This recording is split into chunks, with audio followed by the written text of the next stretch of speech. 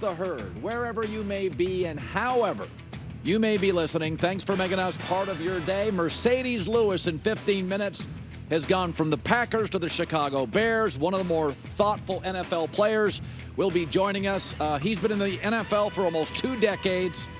Former UCLA Bruin, can't wait, and a friend. I can't wait to see him again. Mercedes Lewis. J-Mac, our audience coming in from the Euro Championships. Been unbelievable level of soccer. Unbelievable. England laid a bit of an egg, 1-1 with Denmark.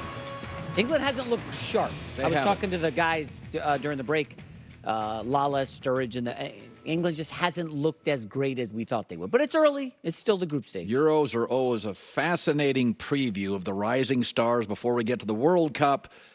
England's interesting. Now Copa starts, and now Brazil's going to be in Copa. Tonight, Copa starts. We'll talk about it during the break. Argentina and the World Cup champs. So it's and a lot of pressure on the United States men's national team, which debuts Sunday in Copa with Greg Berhalter, who was almost thrown out of his position until they had a draw with Brazil after that stinker against, I think it was Colombia, 5-1. So there's a lot of drama coming up in the Copa, and U.S. men's national team debuts Sunday in the Copa, but the Euro Championships have been phenomenal. I love how you're defending so many people today. Kyler Murray, Greg Berhalter. Who else? Who else are you going to defend? NHL? Well, what else is going on? Any glass half full Colin. Yeah, I like it. Okay.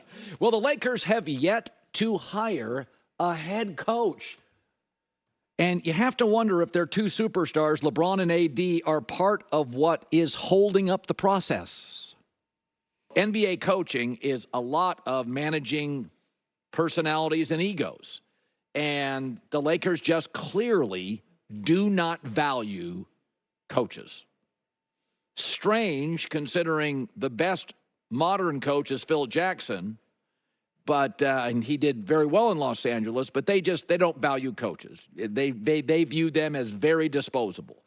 And let's be fair here. Last 6 champions are 6 different teams. Half the coaches of those teams who are champions, they're coaching somewhere else. I mean, Nick Nurse is coaching somewhere else. Mike Budenholzer won a title, got fired. He's coaching somewhere else. And so I do think football coaches simply matter more than other coaches. If you look at 3 of the coaches we view as really elite, Steve Kerr, Greg Popovich, Eric Spoelstra, combined last year won a single playoff game. A single playoff game. Popovich got Wemby. No impact on the win-loss record. And Popovich is a good coach, great coach.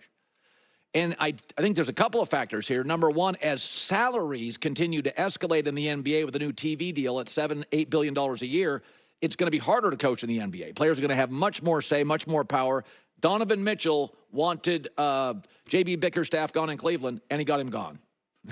he got him jettisoned. I mean, that's just the way the league works. It's not a knock on Donovan Mitchell. It happens every year at least once. LeBron's done that a couple of times under the radar.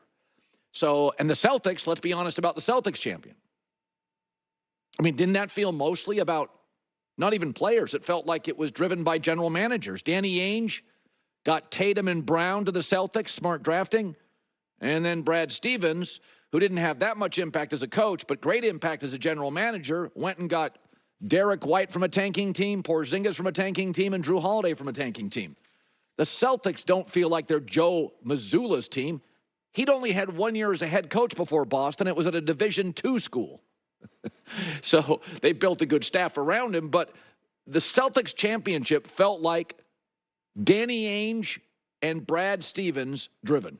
And that's not a knock on coaches. I mean, they threw Joe Mazzulla into that because of some actions by the previous coach, and it was, okay, we're fine. And the previous coach was supposed to be a high-rising, ascending star coach, and Mazzulla was kind of like, uh-oh, could be in trouble here. And Mazzulla won the title. So I look at this. What head coach in basketball could take this Lakers roster over and make a real difference? A football coach's difference. Well, Kerr, Pop, and Spoelstra can't even do that. I mean, Steve Kerr's great. He's not available. So the Lakers clearly, people's actions tell you what they value. The Lakers are going to hire their, seventh coach in 13 years? And this J.J. Redick thing, he's the lead, he's out, he's in, Dan Hurley. They just don't value coaches. Doesn't mean they're necessarily wrong. I think they have some value, but they don't have an NFL or a college football coaching value. You are managing, to a large degree, personalities, a rotation, and egos. So yesterday, Tom Pelissero, smart guy, was on Rich Eisen's show. And he was talking about something, the NBA's got this thing where it's called like a super max, so players can only make, there's a certain level on it. And by the way, I've always felt that salary caps to some degree are like sports socialism, but you probably need it because you have big cities, small cities. And if you look at baseball right now, the Dodgers and the Yankees, big economies, they just dwarf other rosters. They just have more good players. It's not even particularly close.